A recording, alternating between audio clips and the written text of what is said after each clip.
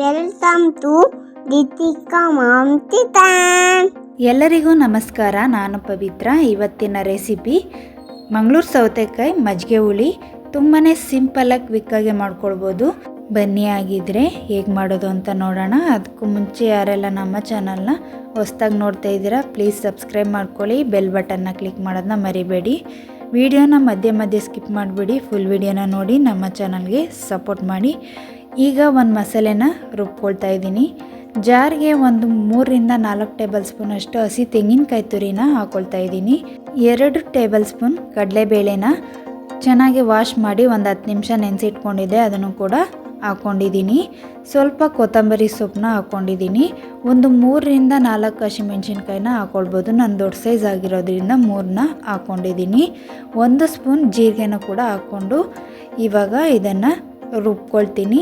ಮೆಣಸಿನ್ಕಾಯಿನ ಸ್ವಲ್ಪ ಕಟ್ ಮಾಡಿ ಹಾಕ್ಕೊಳ್ತೀನಿ, ದೊಡ್ಡದಾಗಿದೆಯಲ್ಲ ಅದಕ್ಕೆ. ಈಗ ರುಬ್ಬಿದ್ದಾಗಿದೆ. ನಾನು ಈ ರೀತಿ ರುಬ್ಬಿ ಇಟ್ಕೊಂಡಿದ್ದೀನಿ. ಈಗ ಸೈಡ್ಗೆ ಎತ್ತಿಟ್ಕೊತಾ ಇದ್ದೀನಿ. ನಾನು ಮಂಗಳೂರು ಸೌತೆಕಾಯಿನ ತೊಗೊಂಡಿದ್ದೀನಿ, ನೋಡ್ತಾ ಇರ್ಬೋದು. ಚಿಕ್ಕ ಸೈಜ್ದು ಒಂದು ಫುಲ್ ತೊಗೊಂಡಿದ್ದೀನಿ. ಇದನ್ನು ಸಿಪ್ಪೆನ ತೆಗೆದು ಒಳಗಡೆ ಇರೋ ಬೀಜನೂ ತೆಗೆದು ಈ ರೀತಿ ಸಣ್ಣದಾಗಿ ಕಟ್ ಮಾಡಿ ಇಟ್ಕೊಂಡಿದ್ದೀನಿ.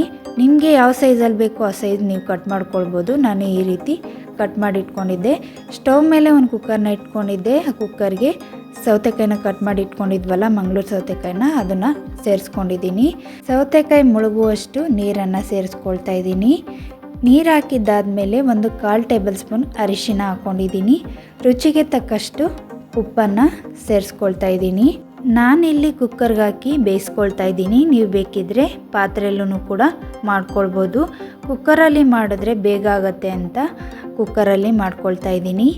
1 ಕಡ್ಡಿ ಕರಿಬೇವನ್ನ ಚೆನ್ನಾಗಿ ವಾಶ್ ಮಾಡಿ ಹಾಕ್ಕೊಂಡಿದ್ದೀನಿ. ಫ್ಲೇವರ್ ಚೆನ್ನಾಗಿ ಬರುತ್ತೆ ಈಗ ಹಸಿ ಕರಿಬೇವು ಹಾಕಿದ್ರೆ. ಇವಾಗ ಲಿಡ್ನ ಕ್ಲೋಸ್ ಮಾಡಿ 1 ವಿಸಿಲ್ ಕೂಗಿಸ್ಕೊಳ್ತಾ ಇದ್ದೀನಿ. ನೀವು ನೋಡ್ತಾ ಇರ್ಬೋದು 1 ವಿಸಿಲ್ ಆಗಿದೆ. ಕುಕ್ಕರು ತಣ್ಣಗಾದ್ಮೇಲೆ ನಾನು ಓಪನ್ ಮಾಡಿ ತೋರಿಸ್ತಾ ಇದ್ದೀನಿ. ನೋಡಿ ಎಷ್ಟು ಚೆನ್ನಾಗಿ ಮಂಗಳೂರು ಸೌತೆಕಾಯಿ ಬೆಂದಿದೆ ಅಂತ.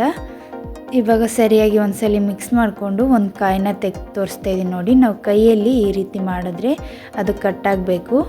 ನೋಡಿ ಚೆನ್ನಾಗಿ ಬೆಂದಿದೆ.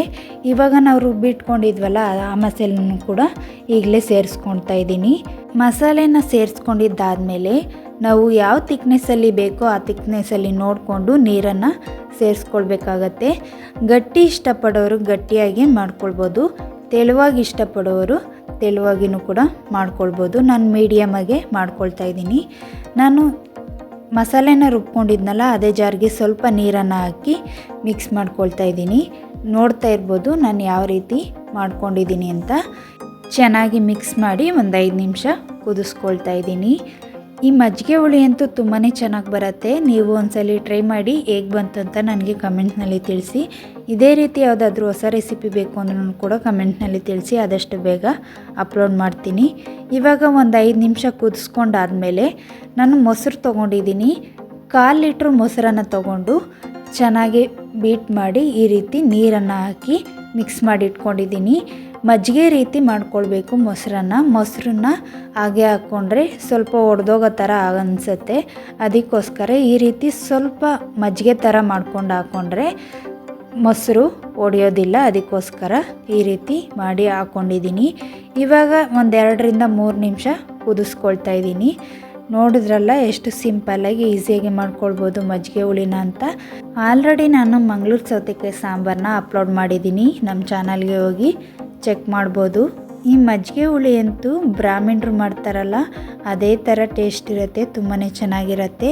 ಒಂದು 3 ನಿಮಿಷ ಕುದಿಸ್ಕೊಂಡಿದ್ದಾಗಿದೆ. ಪಕ್ಕದಲ್ಲಿ ನಾನು ಒಗ್ಗರಣೆನ ರೆಡಿ ಮಾಡಿ ಇಟ್ಕೊಂಡಿದ್ದೆ, ಆ ವಿಡಿಯೋನ ತೋರ್ಸೋಕ್ಕಾಗಲಿಲ್ಲ, ಆ ವಿಡಿಯೋ ಸ್ಕಿಪ್ ಆಗಿದೆ. ಎಣ್ಣೆ, ಸಾಸಿವೆ, ಜೀರಿಗೆ, ಮೆಣಸಿನ್ಕಾಯಿ ಮತ್ತು ಇಂಗನ್ನು ಹಾಕಿ ಒಗ್ಗರಣೆ ಮಾಡ್ಕೊಂಡಿದ್ದೆ, ಆ ವಿಡಿಯೋ ಸ್ಕಿಪ್ ಆಗಿದೆ, ಅದಕ್ಕೋಸ್ಕರ ಹೇಳ್ತಾ ಇದ್ದೀನಿ. ಈಗ ನಾನು ಫ್ಲೇಮ್ನ ಆಫ್ ಮಾಡಿಕೊಂಡು ಆ ಒಗ್ಗರಣೆನ ಹಾಕ್ಕೊಳ್ತಾ ಇದ್ದೀನಿ. ಒಗ್ಗರಣೆ ಮಾಡ್ಕೊಂಡಿದ್ನಲ್ಲ ಅದೇ ಪ್ಯಾನ್ಗೆ ಸ್ವಲ್ಪ ಮಜ್ಜಿಗೆ ಹುಳಿನ ಹಾಕ್ಕೊಂಡು ಸ್ವಲ್ಪ ಮಿಕ್ಸ್ ಮಾಡಿ ಹಾಕ್ಕೊಂಡ್ರೆ ಒಂದೊಳ್ಳೆ ಘಮ ಬರುತ್ತೆ. ಅದಕ್ಕೋಸ್ಕರ ಮಜ್ಜಿಗೆ ಹುಳಿನ ಹಾಕಿ ಒಳಗಡೆ ಮಿಕ್ಸ್ ಮಾಡ್ಕೊಂಡಿದ್ದೀನಿ. ಎಷ್ಟು ಘಮ ಅಂತ ಇದೆ ಅಂದರೆ ನೋಡ್ತಾ ಇದ್ರೇ ತಿನ್ಬಿಡ್ಬೇಕು ಅನಿಸ್ತಾ ಇದೆ, ಅಷ್ಟು ಚೆನ್ನಾಗಿರುತ್ತೆ. ಮಜ್ಜಿಗೆ ಹುಳಿ ಅಂತೂ ತುಂಬಾ ಸೂಪರಾಗಿ ಬರುತ್ತೆ. ಮಜ್ಜಿಗೆ ಹುಳಿಗೆ ಮೇನ್ ಇಂಗ್ರೀಡಿಯೆಂಟ್ಸೇ ಈ ಲಾಸ್ಟಲ್ಲಿ ಒಗ್ಗರಣೆ ಹಾಕ್ತೀವಲ್ಲ ಅದು ತುಂಬ ಟೇಸ್ಟ್ ಕೊಡುತ್ತೆ. ಹಿಂಗೆ ಹಾಕೋದ್ರಿಂದ ತುಂಬಾ ಚೆನ್ನಾಗಿರುತ್ತೆ. ಈ ಬ್ರಾಹ್ಮಿಣ್ಸ್ ಎಲ್ಲ ತುಂಬಾ ಹಿಂಗೆ ಬಳಸ್ತಾರೆ, ಹಾಗಾಗಿ ಈ ಮಜ್ಜಿಗೆ ಹುಳಿ ತುಂಬಾ ಚೆನ್ನಾಗಿರುತ್ತೆ. ನೀವು ಇದೇ ರೀತಿ ಒಂದ್ಸಲಿ ಟ್ರೈ ಮಾಡಿ, ನೀವು ಇಷ್ಟಪಡ್ತೀರಾ. ಯಾವಾಗಲೂ ಸಾಂಬಾರು ತಿಂದು ಬೇಜಾರಾಗಿದ್ದರೆ ಈ ರೀತಿ ಒಂದ್ಸಲಿ ಟ್ರೈ ಮಾಡಿ. ಇವಾಗ ಮಜ್ಜಿಗೆ ಹುಳಿ ರೆಡಿಯಾಗಿದೆ. ನಾನು ಬೌಲ್ಗೆ ಸರ್ವ್ ಮಾಡ್ಕೋತಾ ಇದ್ದೀನಿ. ನೋಡ್ತಾ ಇರ್ಬೋದು ನಾನು ಯಾವ ತಿಕ್ನೆಸ್ಸಲ್ಲಿ ಮಾಡ್ಕೊಂಡಿದ್ದೀನಿ ಅಂತ. ನೀವು ಗಟ್ಟಿ ಬೇಕಿದ್ದರೆ ಗಟ್ಟಿನೂ ಕೂಡ ಮಾಡ್ಕೊಳ್ಬೋದು, ಆದರೆ ಈ ರೀತಿ ಮೀಡಿಯಮಾಗೆ ಮಾಡಿಕೊಂಡ್ರೆ ತುಂಬಾ ಚೆನ್ನಾಗಿರುತ್ತೆ ರೈಸ್ ಜೊತೆಲಿ. ಈ ಮಜ್ಜಿಗೆ ಹುಳಿ ರೆಸಿಪಿ ನಿಮಗೆ ಇಷ್ಟ ಆಗಿದ್ದರೆ ನಿಮ್ಮ ಫ್ಯಾಮಿಲಿ ಫ್ರೆಂಡ್ಸ್ ಜೊತೆ ಶೇರ್ ಮಾಡಿ, ನಮ್ಮ ಚಾನಲ್ಗೆ ಸಪೋರ್ಟ್ ಮಾಡಿ. ಕ್ವಾಂಟಿಟಿ ಜಾಸ್ತಿ ಮಾಡೋರು ಜಾಸ್ತಿ ಇಂಗ್ರೀಡಿಯೆಂಟ್ಸ್ ಹಾಕ್ಕೊಂಡು ಜಾಸ್ತಿನ ಮಾಡ್ಕೊಳ್ಬೋದು, ಕಡಿಮೆ ಮಾಡೋರು ಕಡಿಮೆ ಇಂಗ್ರೀಡಿಯೆಂಟ್ಸ್ ಹಾಕ್ಕೊಂಡು ಕಡಿಮೆನೂ ಕೂಡ ಮಾಡ್ಕೊಳ್ಬೋದು. ತುಂಬಾ ಚೆನ್ನಾಗಿರುತ್ತೆ ಮಜ್ಜಿಗೆ ಹುಳಿ. ರೈಸ್ ಜೊತೆ ಮಜ್ಜಿಗೆ ಹುಳಿನ ಸರ್ವ್ ಮಾಡ್ಕೊತಾ ಇದ್ದೀನಿ ನೋಡಿ. ರೈಸೂ ಕೂಡ ಬಿಸಿಯಾಗಿದೆ ಮತ್ತು ಮಜ್ಜಿಗೆ ಹುಳಿನೂ ಕೂಡ ಬಿಸಿ ಬಿಸಿಯಾಗಿದೆ. ಎರಡನ್ನೂ ಬಿಸಿ ಬಿಸಿಲೇ ತಿಂತಾಯಿದ್ರಂತೂ ತುಂಬಾ ಚೆನ್ನಾಗಿರುತ್ತೆ. ಬ್ರಾಹ್ಮಿಣ್ಸ್ಗಳೂ ಇದೇ ರೀತಿ ಮಾಡ್ತಾರೆ, ಮತ್ತು ನಾವು ಹೊರಗಡೆ ಹೋಟೆಲ್ಗೆಲ್ಲ ಹೋದಾಗ ಇದೇ ರೀತಿ ಮಜ್ಜಿಗೆ ಹುಳಿನ ಕೆಲವು ಕಡೆ ಕೊಡ್ತಾರೆ ನೋಡಿ. ಇವಾಗ ನಾನು ಸರ್ವ್ ಮಾಡ್ಕೊಂಡಿದ್ದಾಗಿದೆ. ನೋಡಿದ್ರಲ್ಲ ಎಷ್ಟು ಸಿಂಪಲ್ಲಾಗಿ ಈಸಿಯಾಗಿ ಮಾಡ್ಕೊಳ್ಬೋದು ಅಂತ. ನೋಡ್ತಾ ಇದ್ರೇ ತಿನ್ನಬೇಕು ಅಂತ ಅನ್ನಿಸ್ತಾ ಇದೆ, ಅಷ್ಟು ಚೆನ್ನಾಗಿದೆ. ನೋಡೋದಕ್ಕೆ ಮಾತ್ರ ಅಲ್ಲ, ತಿನ್ನೋದಕ್ಕೂ ಕೂಡ ತುಂಬಾ ಚೆನ್ನಾಗಿತ್ತು. ಮನೇಲಿ ಮಕ್ಕಳಿದ್ರೆ ಈ ರೀತಿ ಮಜ್ಜಿಗೆ ಹುಳಿನ ಮಾಡಿಕೊಡಿ, ತುಂಬಾ ಇಷ್ಟಪಡ್ತಾರೆ. ಮೊಸರು ಮಜ್ಜಿಗೆ ಯಾರು ತಿನ್ನಲ್ಲ ಅಂತಾರೋ ಅವರಿಗೆ ಈ ರೀತಿ ಮಾಡಿಕೊಡಿ, ತುಂಬಾ ಇಷ್ಟಪಟ್ಟು ತಿಂತಾರೆ.